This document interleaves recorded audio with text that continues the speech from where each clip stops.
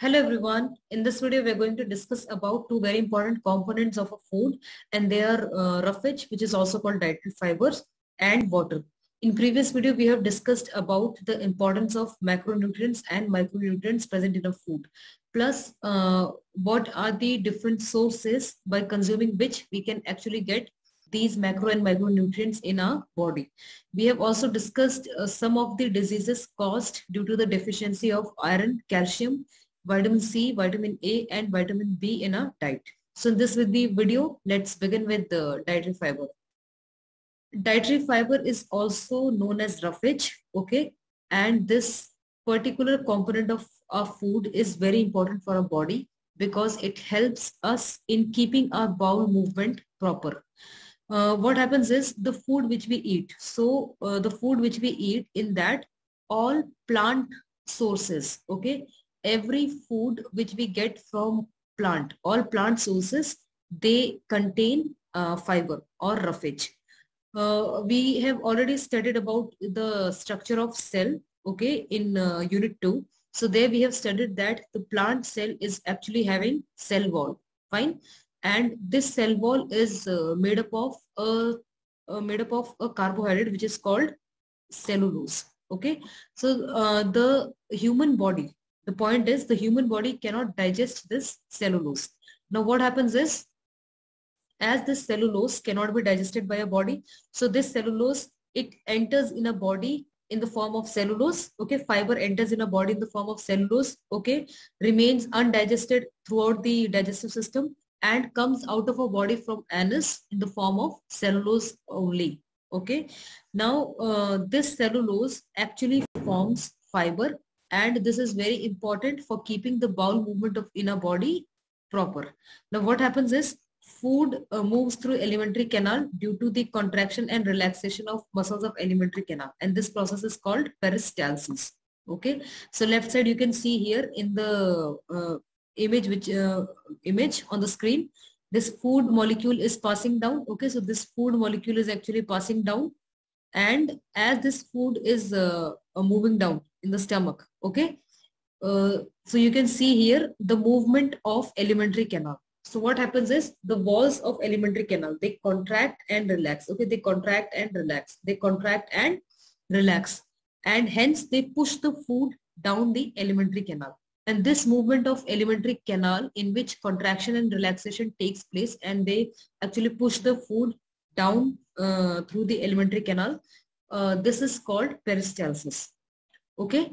Now this peristalsis is able to take place because of the sufficient amount of food present in the alimentary canal, or you can say in a food pipe or esophagus, or small intestine and large intestine.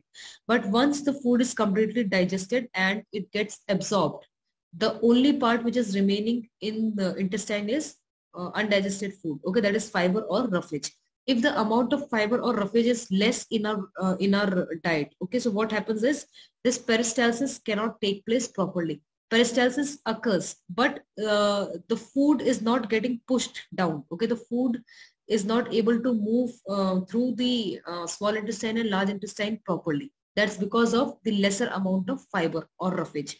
Actually, this fiber absorbs the water which we drink, okay. So this fiber in a digestive system absorbs the water. It increases in the amount. The fiber actually increases the bulk of the food, okay. It increases the amount of the food present in the large intestine, and when peristalsis takes place in large intestine, the food can be easily, the undigested food can be easily moved through the intestine, okay. So that's why it's written here that fiber provides bulk to the food and helps in easy or proper bowel movement in alimentary canal.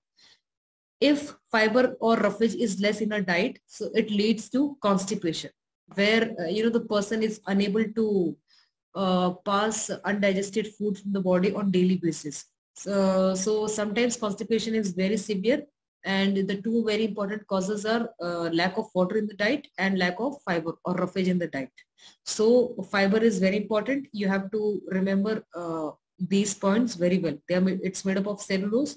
It increases the bulk of the food and helps in easy or proper bowel movement of food through the alimentary canal. Plus, it prevents constipation. Now, what are the good sources of fiber? all cereals. That means all plant products, whatever you eat from plants contain fiber. Okay. People, you might have heard that all-purpose flour, which is also called maida. Okay, so we should actually avoid maida in a diet, because even though maida is made from wheat grains, okay, but the maida is super refined flour. So this maida is actually not having any content of fiber in it. So that's the reason doctors, they generally say people with poor bowel movement, they should actually avoid eating maida. Okay, because it's not having any amount of fiber in it. Hence, remember that all your plant products like cereals, pulses, fruits and vegetables, they are all rich in fiber, because all plant products, they have cell wall. Okay, and cell wall is made up of cellulose. And this cellulose which we are consuming in the form of these plant products, the cellulose is actually your fiber or roughage. Okay, the cellulose is fiber or roughage. Next very important component is water.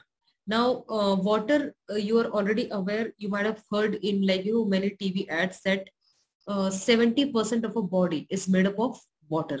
Okay, so keep this thing in our mind, that 70% of a body is made up of water. And in chemistry you have studied that water is a universal solvent. That means most of the substances, most of the solids, liquids and gases can easily dissolve in water. Now you are aware that in our body cells are there. Okay, cells have cytoplasm, and inside cytoplasm many metabolic reactions takes place per second, or per minute. Now the reactants of all these metabolic reactions, they can easily dissolve in water. Hence cytoplasm is 90% made up of water. Then our blood is there, blood flows throughout the body. Okay, blood moves throughout the body. Blood is having the largest component of plasma.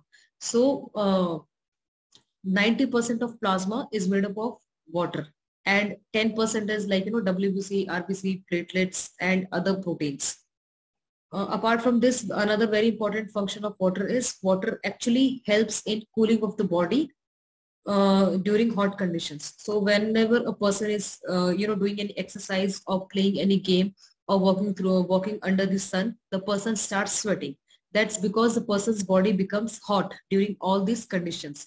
And sweating is important because by secreting sweat, the body becomes cooler. The body becomes cool. Okay. What happens is when our skin, they sweat. Now this sweat actually evaporates from the top of our skin. And for evaporation, you're already aware that heat is required. Okay. Until and unless water molecules will not get heat, they will not change into water vapors and escape into the air. Now what happens is this sweat actually evaporates using body heat. Okay. And hence it lowers the body temperature. Fine. So by using body heat, the sweat evaporates and it lowers the body temperature. So these are the importance of water in our body. So only this much in this video. In next video, we will discuss about balanced diet and malnutrition. Take care till then. Bye-bye.